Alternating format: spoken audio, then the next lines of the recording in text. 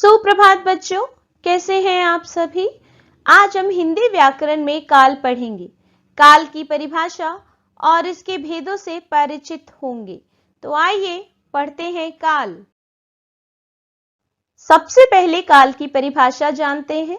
क्रिया के जिस रूप से कार्य के होने का समय पता चलता है कि वह अतीत में हो रहा है, वर्तमान में हो रहा है या भविष्य में होगा, उसे काल कहा जाता है। अर्थात आपको जब पता चले कि समय के कौन से काल में, समय के कौन से रूप में कार्य हो रहा है, तो उसे काल कहते हैं। उदाहरण, मैं पढ़ता हूं। पढ़ता हूं से आपको पता चलेगा यह कार्य अभी हो रहा है, वर्तमान काल में। मैं पढ़ा, इसका अर्थ है कि वो पहले पढ़ चुका है, यह अतीत में हो चुका है, भूतकाल। मैं पढ़ूंगा, यह कार्य भविष्य में होगा। इस प्रकार क्रिया के रूप से यहां हमें पता चल रहा है कि कार्य कौन से समय में हो रहा है। अब हम काल के भेद जानेंगे।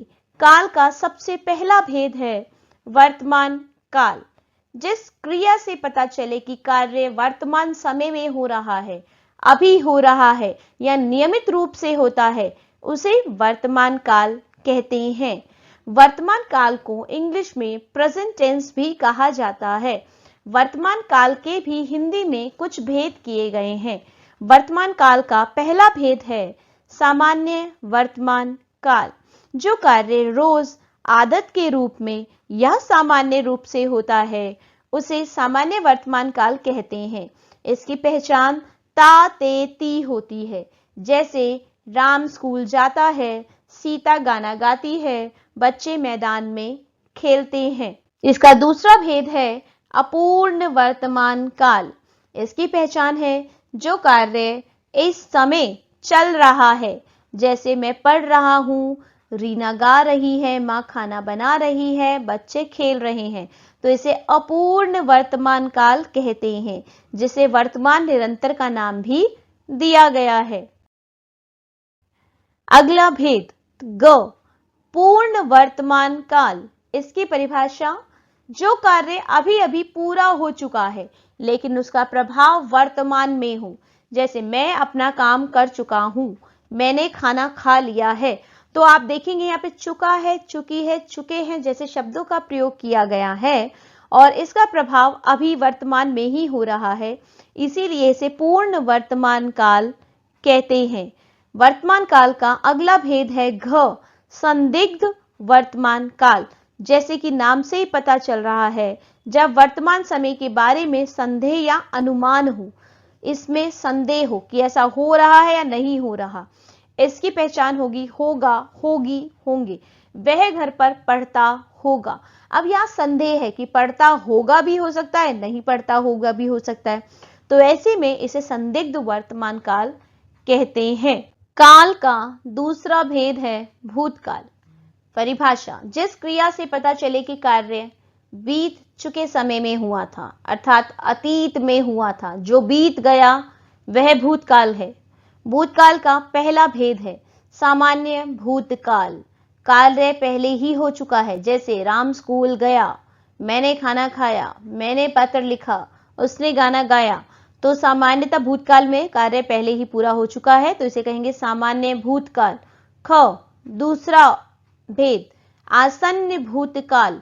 जो कार्य अभी अभी समाप्त हुआ है, इसकी पहचान है चुका है, आया है। जैसे वह अभी अभी आया है, मैं खाना खा चुका हूं, ऐसे में से आसन्न भूतकाल भी कह सकते हैं।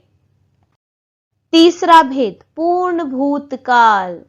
जैसे कि हमने पूर्ण वर्तमान काल भी पढ़ा था, ऐसे ही है पूर्ण भूतकाल। भूतकाल में कोई कार्य दूसरे भूतकालीन कार्य से पहले पूरा हो चुका है। इसकी पहचान होती है चुका था, चुकी थी, चुके थे। उदाहरण देखिए, मैं स्कूल पहुंचने से पहले पढ़ चुका था, वह घर जा चुका था। अब देखेंगे यहां पे पता चल रहा है कि यह कार्य अतीत काल में पूरा हो चुका है। घ, चौथा भेद अपूर्ण भूतकाल। भूतकाल में कोई कार्य चल रहा था, देखो काम किया जा रहा था, रही थी, रहे थे का प्रयोग करेंगे। वह पुस्तक पढ़ रहा था, वह गाना गा रही थी, बच्चे मैदान में खेल रहे थे, इसीलिए इसे अपूर्ण भूतकाल कहा गया है, क्योंकि कोई कार्य उस समय चल रहा था। भूतकाल का अगला भेद, संदिग्ध भूतकाल। जैसे हमने संदिग्ध वर्तमान काल पढ़ा था, जिसमें संदिग्ध संदेह था, ऐसे ही भूतकाल के कार्यों में भी अनुमान या संदेह होता है। वह घर गया होगा, राम ने काम कर लिया होगा, ये भूतकाल है। कर लिया होगा संदेह है, ये कर लिया होगा भी हो सकता है, नहीं किया होगा भी हो सकता है। तो ऐसे में इसकी पहचान होती है गया होगा, किया होगा। आखिरी भेद, हेतु हेतुमद भूतकाल।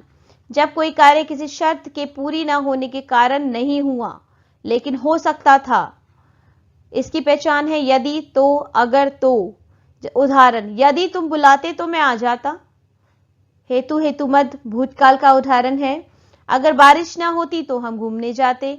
तो यहां पे किसी शर्त के पूरी ना होने के कारण कार्य नहीं हुआ, लेकिन हो सकता था, इसीलिए इसे हेतु हेतुमद भूतकाल कहा जाता है। काल का तीसरा भेद है भविष्यत काल, जिसे भविष्य काल भी कहा जाता है, फ्यूचर टेंस, जो आपको आने वाले समय के बारे में बताए। क्रिया के जिस रूप से आपको पता चले कार्य आने के समय में होगा, वह भविष्यत काल होता है। भविष्यत काल का पहला भेद है सामान्य भविष्यत काल, जो कार्य भविष्य में निश्चित रूप से होगा। पहचान गागेगी, वह स्कूल जाएगा, वह परीक्षा देगी। यह सभी उदाहरण सामान्य भविष्यत काल के हैं। दूसरा भेद संभाव्य भविष्यत काल, जिसमें भविष्य के कार्य की संभावना व्यक्त की हो। पहचान है शायद, संभव है आए, शायद वह कल आए, संभव है कि बारिश हो। तो ऐसे शब्दों से आपको पता चल रहा है कि भविष्य में कार्य की संभावना है, श्योरिटी नहीं है, तो यह संभाव्य भविष्यत काल होगा। भविष्यत काल का तीसरा भेद है हेतु हेतुमद भविष्यत काल। अभी हमने हेतु हेतुमद भूतकाल भी किया था, वो भी शर्त पर निर्भर था। हेतु हेतुमद भविष्यत काल भी शर्त पर निर्भर है, जब भविष्य का कार्य किसी शर्त पर निर्भर हो। जैसे यदि तुम मेहनत करोगे तो जीवन में सफल हो जाओगे। अब हो जाओगे ये भविष्यत काल में बात की गई, यदि करोगे तो हो जाओगे। तो यहाँ पे आप देखेंगे भविष्य काल की बात है और शर्त पर आधारित है, तो ये हेतु हेतुमद भविष्यत काल का उदाहरण है। अगर बारिश होगी तो फसल अच्छी होगी, यदि बारिश होगी अच्छी तो फसल अच्छी हो सकती है।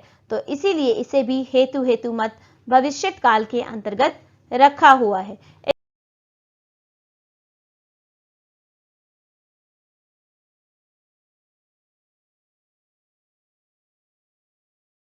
इस प्रकार आज हमने काल और इसके भेदों पर चर्चा की।